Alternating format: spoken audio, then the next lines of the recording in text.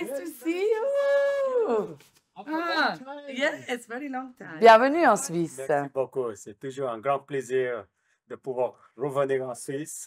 Tu as des beaux souvenirs. Ouais, et revoir des amis. C'est une personne absolument magnifique et un cœur très grand et qui est très fier de son pays et qui nous a fait découvrir son pays d'une manière absolument magnifique. On a pu rencontrer sa famille. C'est vraiment un voyage qui m'a marqué par les paysages, par les gens, par la culture là-bas. Et aussi, c'est un voyage très spirituel. Ça fait 20 ans déjà qu'on a fait ça.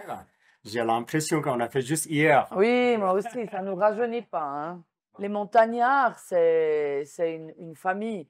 On aime la même chose, on a un peu la même philosophie de la vie, je trouve. Il y a mon grand-père, il était guide de montagne, mon oncle, il était guide de montagne. Dans ma famille, ces valeurs, et puis c'est un peu cette même idée sur la vie, un peu cette même philosophie qu'on a de la vie, je retrouve énormément, énormément. J'ai aussi voyagé au Chili, au Pérou, en Argentine, au Brésil, dans les montagnes, et je trouve, on retrouve partout un tout petit peu la même philosophie auprès des montagnards, oui. Mais très, très particulier au Népal, je trouve. C'est quand même cette spiritualité, ce respect que vous avez envers la montagne, c'est quand même beaucoup plus poussé, on va dire, au Népal. Et j'ai des beaux souvenirs avec mon grand-père. Comme j'ai dit, il était aussi guide de montagne et il avait aussi ses valeurs et puis ses peurs et ce respect de la montagne qui m'a marqué dans ma jeunesse et qui me marque, même si mon grand-père est plus là, ça me marque jusqu'à aujourd'hui. Quand je suis revenue, je me suis dit, j'ai traversé la moitié de cette terre pour aller au Népal, pour retrouver ces montagnes majestueuses, de voir le Mount Everest, c'est vraiment quelque chose. Je me souviens quand on était sur une fois, la première fois qu'on a vu le Mount Everest, ça m'a marqué. Hein.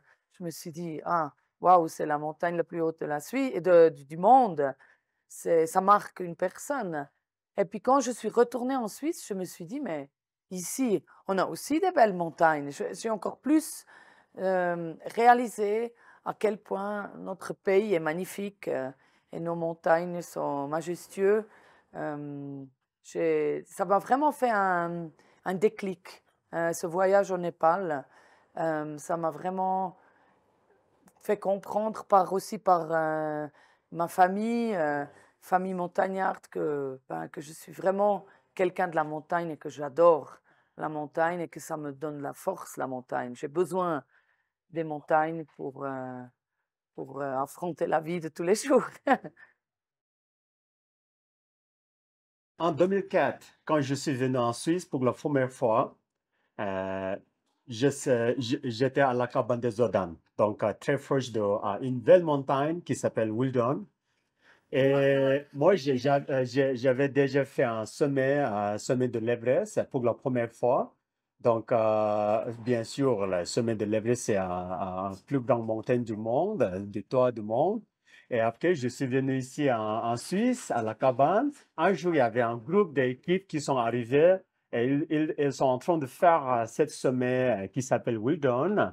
Et j'ai dit, bon, ils ont m'a invité si j'ai intéressé pour faire ce sommet. J'ai dit, oui, pourquoi pas? Et j'ai demandé quelle est l'altitude. Il m'a dit que l'altitude de Wildon, c'est 3300 mètres. J'ai dit, ah bon, mais c'est pas plus haut que Namche Bazar. C'est en ville dans la région de Kumbo.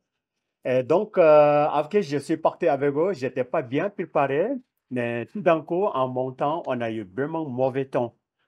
Donc, il y a eu brouillard, du vent vraiment violent. Et moi, comme j'ai avié vraiment pauvre, j'ai presque fait avec de mon doigt et les pieds presque gelés. C'était vraiment fort et j'ai pas réussi à aller au sommet. Mais pour moi, là, la situation, c'était vraiment pas bien.